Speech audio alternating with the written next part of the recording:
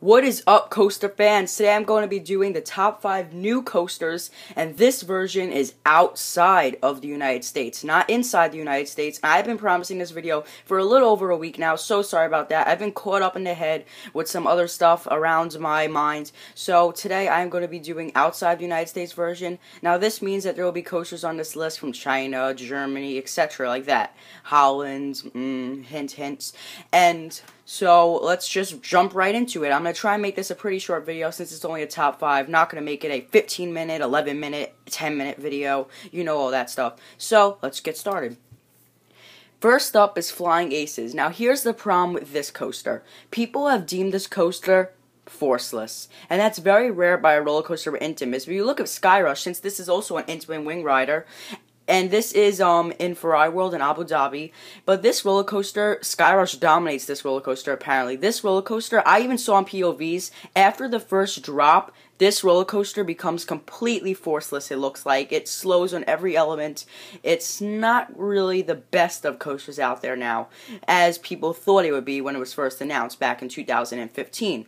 This is a coaster that has been open. I think this was one of the first coasters that opened up this year. I believe this coaster opened in like February. It's still a very good roller coaster, but when it comes to intensity, I don't think this is a roller coaster that the intensity cravers will really like, and that's what I've even heard. So let's get on to the next one, which is Lost Gravity in Walibi, Holland. Now this roller coaster is in the park along with the world-class Goliath. Now this roller coaster is crazy. It's very intense. It has a dive drop on the actual lift hill, and that's very rare because it's not a wing coaster. So I think that's one of the first of its kind, maybe even the first of its kind. But that's very, very cool. It has some nice pops of airtime, some really cool elements. And this is another coaster you can't judge by its size. This roller coaster looks very compact and intense, and it looks like a very good roller coaster. Not much to say about it after that. It's very cool. Don't know if it's as good as the Goliath, but it is a close call, and it's definitely number 2 in the park. So anyway, yeah, let's get started again.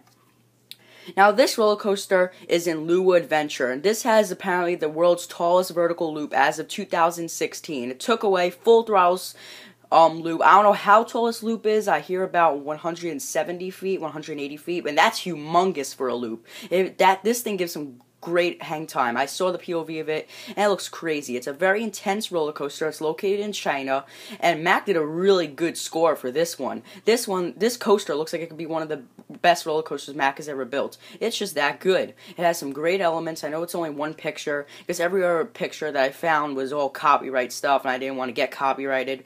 But it's a great roller coaster, and you guys should go check out the POV of it if you want a little bit more of an extra touch of what this coaster delivers.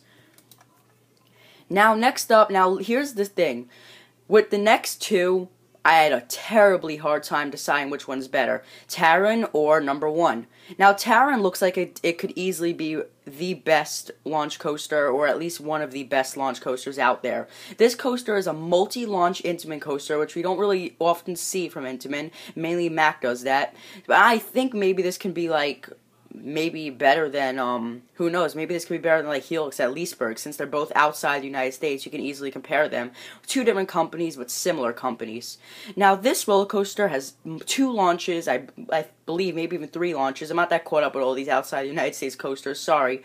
But this roller coaster looks crazy. I believe it goes about 70 miles per hour. It's terribly compact, it's crazy, and this roller coaster just looks like a great ride. I believe it opened in June.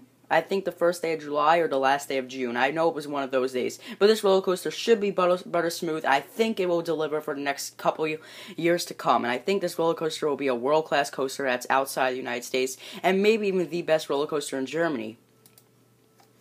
And now finally, the hardest decision between Taron and this, Wildfire Colmar in Sweden. Now this roller coaster looks like it could easily be one of the best, to be one of the best roller coasters in the world, to some maybe even the best. This roller coaster goes against the rocky terrain, which is crazy, some crazy chopper near-miss elements. It goes all over the place. I believe this goes about 72 miles per hour, an 82-degree drop. It's tall, it's fast, it's ferocious, and it just is a great wooden roller coaster. I actually really want to head outside the United States and ride all of these roller coasters, to be honest. Probably not anytime soon, but you never know. Maybe in the next couple years. I'm willing to go outside the United States inside this decade, within this decade, but I do not know when in this decade. I will try and swear it before 2020, though. I'll try and bang it out of the way. However, this was my top 5 coasters outside of the United States version. These are all great coasters. Please let me know what you think is the best roller coaster that's been outside the United States. And if you haven't already, please check out my top 10 roller coasters inside the United States. And once again, make sure to subscribe and like and comment and rate, and I'll see you all next time.